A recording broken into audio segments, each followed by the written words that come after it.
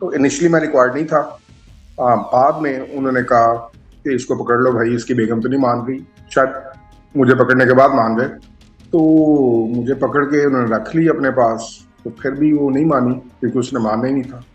बड़ा below the belt बातें करते थे। और खान साहब के बारे में, लो नाम अब खान का, तुम्हारी ऐसी की तैसी, खान की ऐसी की तैसी, यूथियो, मतलब इन्वेस्टिगेशन ऑफिसर्स इस तरह की बातें कर रहे होते थे। तो शुरू के जो सीटीडी के दिन थे 15-20, तब लोगों को छोड़ देते ना तो लोगों पर डर रह जाना था इनका। हाँ। इन्होंने इतनी इतनी देर रखा, अब लोगों का डर उतर गया। और ट्रायल के बाद उनको पता चलेगा कि इनके सब इन्होंने ब्लंडर्स क्या किए हैं, कितने कितने बड़े ब्लंडर्स किए हैं और किन किन लोगों को पकड़ लिया। और वो कैसे माफ करेंगे इस सिस्टम को अब, जो नाहक नाहक 10-10 माह जेल के अंदर हैं। वो इस सिस्टम को कैसे माफ करेंगे? वो एक कॉमन वर्ड था जी, जिसके भी साथ पुलिस थाने में गए, वो कहता जी ऊपर से ऑर्डर है। तो बहुत सारे लोग थे जो अंदर से रेजिस्ट भी करते थे। वो कहते थे कि आप हराम कमा रहे हो, आपको ऊपर से अगर ऑर्डर आ रहा है और आपको पता है कि मैं मासूम हूं और आप मुझे पकड़ रहे हैं, तो आपकी जो तनख्वाह है वो हराम है। अगर आपको आप गैर कानूनी ऑर्डर्स मान रहे हैं तो आप रिजाइन कर दें। आपने कभी नहीं सुना होगा, मैं हमेशा होता था उसके साथ, मुझे कभी आपने कैमरे पे नहीं देखा होगा। तो मैं भी अगर 7.5-8 माह गुजार के आया हूँ, तो मैं अब बोल ही रहा हूँ ना। एक एक्स्ट्रा बोलने वाला बंदा ऐड ही हो गया ना, कम तो नहीं हो रहा। तो जितने लोगों को आप दबाएंगे पकड़ेंगे तो ये आवाज दबेगी नहीं, ये मल्टीप्लाई होते जाएंगे लोग। प्लस भी नहीं होने, ये मल्टीप्लाई होते जाएंगे लोग। जी बिस्मिल्लाहिर्रहमानिर्रहीम, अस्सलाम वालेकुम। सियासत डॉट पी की आप देख रहे हैं। जमाल अहमद आपके साथ हूँ। अतीक रियाज साहब मेरे साथ मौजूद हैं। सोशल एक्टिविस्ट सनम जावेद खान के हस्बैंड हैं। 8 महीने जेल में गुजार कर आए हैं। वजह क्या थी, केस क्या था? हम अगर लिखें, मौजूदा हालात को देखें, कुछ भी नहीं था। और फिर अगर मौजूदा हालात को देखें तो शायद बहुत कुछ था। अतीक रियाज साहब, सर अस्सलाम वालेकुम। सर वालेकुम सलाम। सर, कुछ नहीं भी था और बहुत कुछ भी था। सबसे पहले तो मुबारक हो आपको। बच्चे कैसे हैं आपके, खैरियत से हैं अब? खैर वालेकुम सर। बच्चे सर, बच्चे ठीक थे। बच्चे जब हम अंदर थे तब भी ठीक थे, अब बाहर आए हो तो अभी भी ठीक है। बच्चे तगड़े थे। बड़ी तब्दीली आई है ये आप में बच्चों के हवाले से। 8 8 महीने आप कैदोबंद की सोबतें बर्दाश्त की। सनम अभी भी जेल में है। जरा बताइएगा जेल का हवाल। सर्वर रोड के गालिबन मुकदमे में आपको गिरफ्तार किया गया था। जी, मैं इनिशियली तो मेरा नाम नहीं था, क्योंकि जब 10 मई को सनम अरेस्ट हुई थी, तो उसके बाद मैं सारी रात वो डिफेंस वाला थाना था उसके बाहर ही रहा। उसके बाद मैंने ही पिटीशन फाइल की लाहौर हाई कोर्ट जाके 3 MPO पर। मेरी पिटीशन पे ही वो जो 17 औरतें थी, उनको रिलीज किया गया। और जब वो 3 दिन बाद रिलीज हुई, तो दोबारा उनको चुंग थाने ले गए थे। तो वो चुंग थाने में मैं 20 के 1 घंटे मैं वहां पे रहता था। और अगर किसी को मिलने जाना होता था तो किसी की ड्यूटी लगा के जाता था वहां पर, तो मैं वहां पे रहा। फिर मैंने एक और पिटीशन की हाई कोर्ट, फिर मैं ATC भी जाता रहा। तो अगर मैं रिक्वायर्ड होता तो मुझे पकड़ लेते तभी। तो इनिशियली मैं रिक्वायर्ड नहीं था। बाद में उन्होंने कहा कि इसको पकड़ लो भाई, इसकी बेगम तो नहीं मान रही। शायद मुझे पकड़ने के बाद मान गए। तो मुझे पकड़ के उन्होंने रख ली अपने पास। तो फिर भी वो नहीं मानी क्योंकि उसने मानना ही नहीं था। केस क्या था? एक केस तो ये था ना कि बेगम को मनवाना है, बेगम को कहना है कि बस साइड पर हो जाओ। मगर एक केस वो भी था जो कागजों में था। सर कागजों में केस वही कोर्ट कमांडर वाला डाला हुआ था मैं इन्होंने। और मैं बेसिकली मैं टीचिंग करता हूँ, CA लास्ट 19 ईयर से। तो टीचिंग नहीं कर पा रहा था, कॉलेज नहीं जा रहा था क्योंकि बेगम के मामला तो महसूस था। उसके बाद इन्होंने जब मेरा नाम डाल दिया बीच में, तो सनम ने बताया था कि इन्वेस्टिगेशन कर रहे थे। तो वो कह रहे थे तुम्हारा हस्बैंड का नाम भी डाल देंगे बीच में। तो मैंने कहा जाओ, जिसका डालना डाल लो। तो वो उसके बाद उसने कहा था कि तुम्हारा नाम भी डाल दिया तो तुम अब मुझे मिलने ना आया करो। तो ये बात है 2 जून की। तो उसके बाद मैं उसको मिलने नहीं जाता था। तो फिर मैं फ्री बैठा हुआ था। तो फिर मैं लंदन जाने लगा था क्योंकि बच्चों का ऑफ था, बेगम का सिलसिला नहीं बन रहा था। तो मैं फिर एक प्रॉपर्टी का कुछ 2-4 इवेंट्स करने थे लंदन में।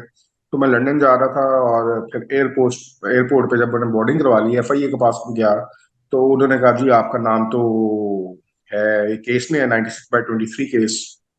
तो फिर उन्होंने मुझे वहां पे रोक लिया और फिर सलवर उठाने आ गए। और फिर उसके बाद जर्नी चलती रही। कैसा गुजरा वक्त जेल में, थाने में? यार टू बी वेरी ऑनेस्ट, जब मैं अरेस्ट हुआ, जब मुझे उन्होंने FIA वालों ने सलवर रोड वालों के हवाले किया, तो जब हथकड़ी लगाई थी उन्होंने, तो पहले 5-10 मिनट मुझे बहुत अजीब सा लगा कि यार ये क्या हो गया। लेकिन 10 मिनट बाद फिर मैं नॉर्मल हो गया था, फिर मैंने रियलाइज कर लिया था कि यार अब जितना भी टाइम है गुजारना तो है ही है, तो अब वो रो के गुजार लो, आराम से गुजार लो, तो गुजारना ही है। तो मेरा time to be very honest ठीक गुजर गया। मैं तो एक दिन भी वो पहले 10 मिनट के अलावा परेशान नहीं हुआ, क्योंकि मुझे पता था कि मैं ना जेल काट रहा हूँ, और अल्लाह ने लिखा हुआ था, तो मैं किसी सही केस में भी आ सकता था। तो अगर मैं नाहक केस में आ गया हूँ, अगर नाहक जेल काट रहा हूँ, तो मुझे बड़ी सेटिस्फेक्शन थी कि मैंने कोई जुर्म नहीं किया। तो फिर मैं बड़ा रिलैक्स था, मेरा मेरा तो सारा पीरियड आराम से गुजर गया था। बिहेवियर कैसा था जेल में आपके साथ? यार मुझे तो उन्होंने कुछ नहीं कहा, टू बी वेरी ऑनेस्ट। हाँ, क्योंकि मैं जुलाई में अरेस्ट हुआ था, तो मेरी जो डिस्कशन होती थी वहां पर, जो पहले से कैदी थे, जो जो मई में पकड़े हुए थे, जून में पकड़े हुए थे, क्योंकि टाइम बहुत होता है जेल में आपके पास अपने लिए ना, तो उनसे डिस्कशन होती रहती थी। हर बंदे से डिस्कशन हुई कि कैसे पकड़े गए, कहाँ से पकड़े गए, क्या किया। तो इनिशियली जिनको मई और जून में पकड़ा था उनके साथ बहुत ज्यादती की इन्होंने। उनको उनके साथ फिजिकल भी हुए कुछ लोगों के साथ ये। और शुरू में जेल में भी हालात ठीक नहीं थे, मतलब बैरक्स में रखा हुआ था और खोलते नहीं थे बैरक्स। तो जो बुजुर्ग लोग थे वहां पर, तो उन्होंने रिक्वेस्ट की सुप्रिटेंडेंट को कि सर हमारे तो पाँव जुड़ गए हैं, हमारे तो पाँव दर्द होने लग गए हैं, हमें कोई 1 घंटा सुबह, जो कानून होता है जेल का कि 1 घंटा सुबह खोलें, 1 घंटा शाम को खोलें, ताकि हम थोड़ी सी वॉक कर लें, कुछ आसमान देख लिया करें। तो 2 माह बाद उन्होंने फिर उनकी बात मानी, और फिर सुबह 1 घंटा खोल लेते थे और 1 घंटा शाम को खोल लेते थे। क्या जाहिर है ये बड़ी कहानियां हैं अंदर, पूरी पूरी दास्तान है, इस पर भी आपसे बात करनी है, क्विकली जानेंगे कुछ एक आधी कहानी अपने हवाले से बताइए। कोई तफ्तीश वगैरह होती थी, कुछ आपको कहा जाता था, कोई डिमांड्स वगैरह, कोई ऑफर्स, कुछ भी? यार मेरे से कोई बात नहीं की उन्होंने, तफ्तीश भी कुछ नहीं होती थी, मुझे अरेस्ट करके लेके आए, कुछ नहीं पूछा उन्होंने। वो पूछा जी 9 मई को, ये वो इधर उधर। तो मैंने कहा यार बेगम एक्टिविस्ट है, तो आपको वो जहाँ पे जाती थी मैंने उसको पिक एंड ड्रॉप करना होता था। समटाइम्स मैं, बल्कि मोस्टली मैं वहां पे रहता था कि साइड पे बैठ जाता था, जब फ्री होती थी तो उसको लेके आ जाता था जहाँ पे वो जाती थी, मैं साथ ही ऑब्वियसली मैंने ही पिक करना, मैं ड्राइवर होता था उसका। तो ड्राइवर ने तो साथ जाना ही होता। तो मेरी तो सिर्फ इतनी एफिलिएशन थी, हाँ खान साहब के साथ एफिलिएशन थी 2009 से, जब वो हमारे कॉलेज आए थे। लेकिन एफिलिएशन वही जो एक स्पोर्टर की होती है कि जलसे में चले गए, नारे पाकिस्तान वाले सारे जलसे अटेंड किए, वोट डाल दिया, सोशल मीडिया पे कोई बात कर ली खान साहब के हक में। तो जैसे सारे स्पोर्टर्स होते हैं वैसे मैं भी स्पोर्टर था। आपको नहीं कोई ऑफर की कि आपको रिहा कर देते हैं, सनम को रिहा कर देंगे, कोई शर्तें मान लो, कोई और चीज? यार मेरे मेरे से कोई बात नहीं हुई, मेरे से कभी इस तरह की उन्होंने कोई बात नहीं की। कभी कोई ऐसे लोग नहीं आए जिन्होंने मुझे ऐसे कहा हो। हाँ, सनम के पास जाते थे, उसके पास 5-7 दफा गए हैं। और पहले जो मुझे पकड़ा है वो भी उसी की एक कॉन्टिन्यूटी थी, तो उसी को कहा था कि भाई लिखो दो, जाओ बोलो ना। तो उसके पास जाते रहे, मेरे पास नहीं आए। फिर आपसे 8 महीने तक क्या करते रहे? कुछ में नहीं, बस वही जेल, सुबह उठते थे, सुबह होती थी शाम होती थी, 8 माह गुजर गए ऐसे ही। कुछ वक्त नहीं करते थे यार जेल में, बस जैसे रहते हैं कैदी वैसे रह रहे थे। रूटीन क्या थी जेल में? जेल में रूटीन ये थी कि फजर टाइम उठ के नमाज पढ़ ली, फिर वो सुबह 1 घंटा खोल देते थे, वर्कशॉप कर लेते थे, नाश्ता किया, फिर कुछ बुक्स पढ़ लेते थे, रूमी पढ़ा, कुरान पाक पढ़ा, फिर लूडो खेलते थे, कार्ड्स खेलते थे, गपशप लगाते थे, और कभी कभी टीवी भी देख लेते थे थोड़ा सा। सख्ती वगैरह उस तरह नहीं की गई, राइट? यार सख्ती वगैरह, सख्ती यही होती है, जेल जेल ही होती है, बस जेल वाली सख्ती होती है। लेकिन टू बी वेरी ऑनेस्ट, अब मैं जेल गुजार के आया हूँ, तो बहुत बुरी चीज नहीं है। और स्पेशली ये जो हमारे पॉलिटिशियंस हैं, जो अभी तक अ, सामने नहीं आए, तो उनको चाहिए सामने आ जाएं, क्या करेंगे, रेस्ट कर लेंगे, 2-3 माह रख लेंगे, तो गुजार रहे हैं यार, कुछ नहीं होता। तो अपने राइट के लिए आवाज उठाएं, प्रोटेस्ट करें, उठा लेंगे आपको, तो जेल ही जाना अब आपने, तो गिरफ्तारी दें, जेल में चले जाएंगे, प्रोसेस है। और वो जेल में कुछ नहीं कहते आपको, जेल में आप जेल वालों की रिस्पॉन्सिबिलिटी होते हैं, तो चले जाएं, कोई बात नहीं, कुछ नहीं होता। और पॉलिटिशियंस को तो मेरे से तो बहुत ही ब्रेव होंगे, क्योंकि मैं फेमस हूँ अपने पूरे खानदान में कि मैं सबसे डरपोक इंसान था पूरे अपने खानदान में। तो मैं गुजार के आया हूं, मेरा अपना एक्सपीरियंस है, कुछ नहीं होता, टाइम गुजर जाता है आराम से। और अगर आप राइट पे हैं, आपको पता है कि आपने कुछ नहीं किया, तो फिर तो जेल काटना कोई मसला नहीं होता।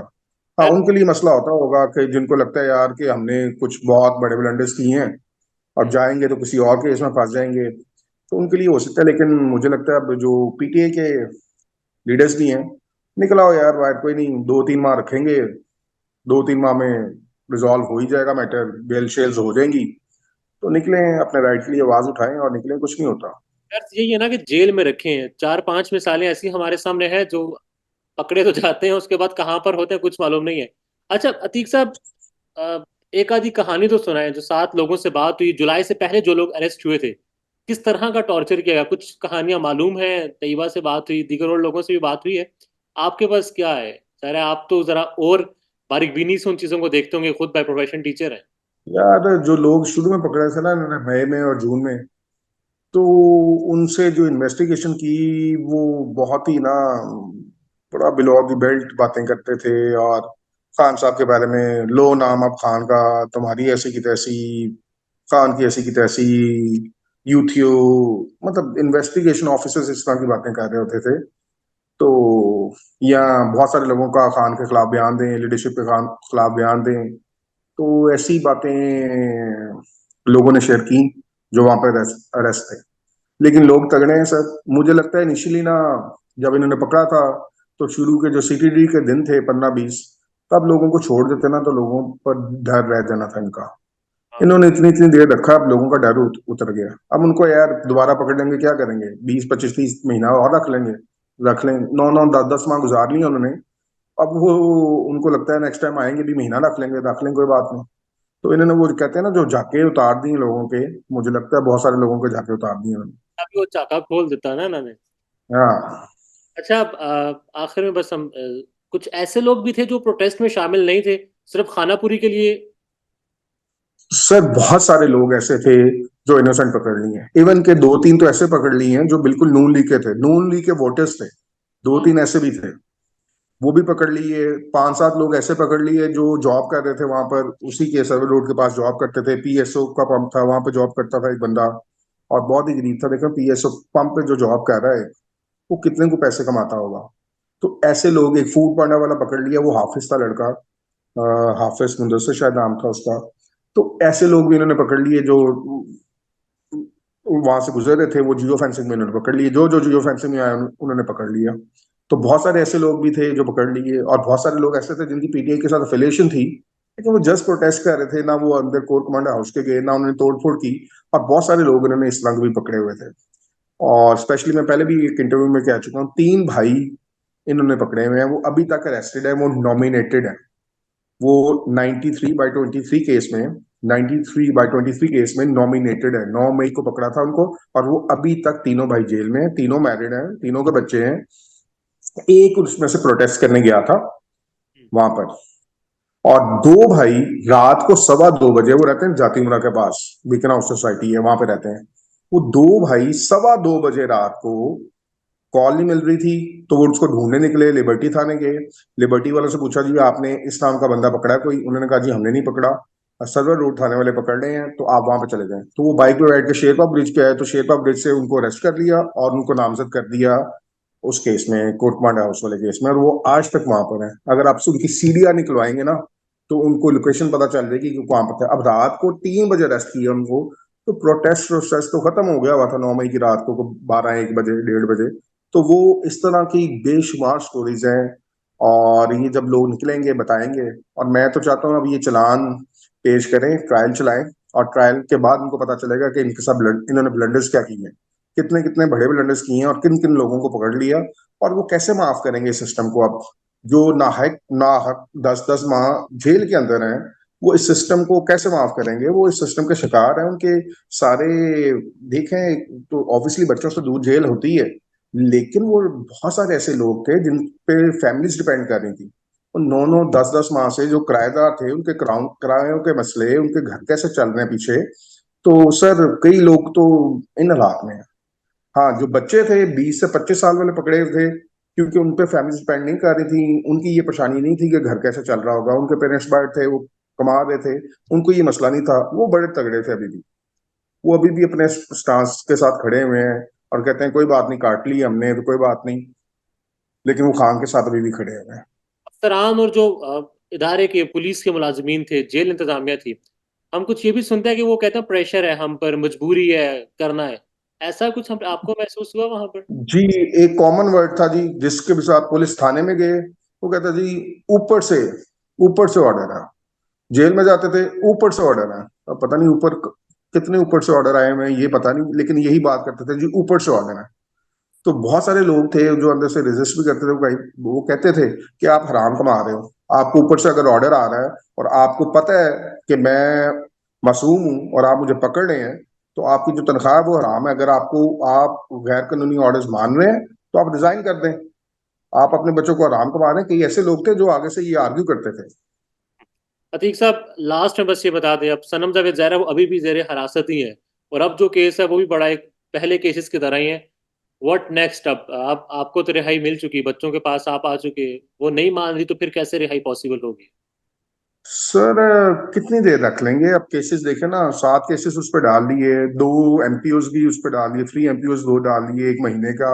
एक 3 दिन बाद हो गया था, खत्म हो गया था। एक तो पूरा महीना उसने 3 एमपीओ पे गुजारा। 7 केसेस हो गए हैं उस पे। तो अब और क्या केसेस रह गए? अब जो उन्होंने करना था वो हो गया। गवर्नमेंट फॉर्म होगी, पंजाब की भी होगी है, और कल परसों तक फाइनल हो जाएगा। कौमी असम्बली भी कंप्लीट हो जाएगी, हल्फ उठा लेंगे। तो अब रह क्या गया है जो करना है इन्होंने बाकी? क्या और मेरा ख्याल है जो करना था वो उन्होंने कर लिया। जितनी आवाजें बोलने वाली थी उनको बंद कर लिया, दबा लिया। तो मुझे लगता है कि अब रिलीज कर ही देंगे। लेकिन ये इमरान भाई के पकड़ने के बाद और असद अब अरेस्ट हुए हैं, तो मुझे लगता है कि हो सकता है कि शायद और कुछ दिन रख लें। अगर रिलीज हो जाती है सनम, तो जो वो थी वैसे ही चलेगा, या थोड़ा प्रेशर होगा आपकी तरफ से कि भाई अब बस, एक्टिविज्म बस हो गया? तो मेरा देखे ना, मुझे तो आपने कभी नहीं सुना होगा। मैं जी। हमेशा होता था उसके साथ, मुझे कभी आपने कैमरे पे नहीं देखा होगा। तो मैं भी अगर 7.5 8 माह गुजार के आया हूँ, तो मैं अब बोल ही रहा हूँ ना। एक एक्स्ट्रा बोलने वाला बंदा ऐड ही हो गया ना, कम तो नहीं हो रहा। तो जितने लोगों को आप दबाएंगे पकड़ेंगे तो ये आवाज दबेगी नहीं। ये मल्टीप्लाई होते जाएंगे लोग, प्लस भी नहीं होने, ये मल्टीप्लाई होते जाएंगे लोग। तो सर ये जो मिडिल क्लास लोग हैं, इनको इनके साथ डील करना आपने, तो इनको कन्विंस करें। और ये ऐसे जोर जबरदस्ती मारने वाले नहीं है। पाकिस्तान में इस वक्त सबसे बड़ा मसला बोलने का है। पाकिस्तान में बोलने नहीं दिया जाता, जुबानें खींच ली जाती हैं, डर है, खौफ है, टेरर है। पाकिस्तान का मीडिया मुकम्मल तौर पर कंट्रोल्ड है, वेल मैनेज्ड है, एक मैसिव सेंसरशिप है। इसी तरह का दबाव पाकिस्तान में सियासत.pk भी फेस कर रहा है, जिसे पाकिस्तान भर में गुज़श्ता कई महीनों से मावरा आइन, मावरा कवानीन मुकम्मल तौर पर बंद कर दिया गया है, मुकम्मल तौर पर बैन कर दिया गया है। सियासत.pk की नशरियात को लिमिटेड करके पाकिस्तान में छोड़ दिया गया है। तमाम तर कानूनी मुआवजे के ऊपर आवाज उठाई गई, दस्तक दी गई, लेकिन हर तरफ से खामोशी है, सन्नाटा है। कहीं पर कोई सुनवाई नहीं है, कोई सुनने को तैयार नहीं है। लेकिन इसका हल क्या है? क्या खामोश हो जाएं? क्या सवाल ना करें? क्या मालूमात आप तक ना पहुंचाएं? क्या इंफॉर्मेशन आप तक ना पहुंचाएं? मालूमात भी पहुंचेगी, इंफॉर्मेशन भी पहुंचेगी, सवाल भी उठेंगे, लेकिन अब आपने रोल प्ले करना है, आपने अपना किरदार अदा करना है। और छोटा सा एक प्रोसीजर है, प्रोसेस है, उसके बाद आप अपना किरदार अदा करें और हमारी मदद करें। पहले आपने यह करना है कि हमारे यूट्यूब चैनल को सब्सक्राइब करना है, उसके बाद ज्वाइन के बटन के ऊपर जाना है, क्लिक करके हमारा मेंबर बनना है। या फिर दूसरा ऑप्शन यह है कि आपने वीडियो की डिस्क्रिप्शन में जाना है, वहां पर पैट्रियन का लिंक मौजूद होगा, उस लिंक के ऊपर क्लिक करें और हमें सपोर्ट करें, हमारा हिस्सा बने, हमारी ताकत बने। ख्याल रखिएगा। अल्लाह हाफिज।